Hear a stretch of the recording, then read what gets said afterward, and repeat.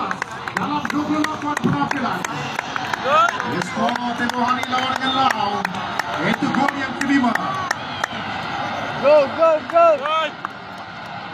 Paulo Joshua. Main naturalisasi yang dilahirkan di Canela, Brazil.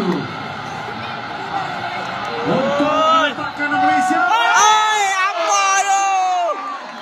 Apa tu? Untuk melakukan Aduh, patut bagi dia unggul lah kan. Aduh, apa John? John, patut bagi dia unggul John. Apa balik kata? Aduh. Sila komen.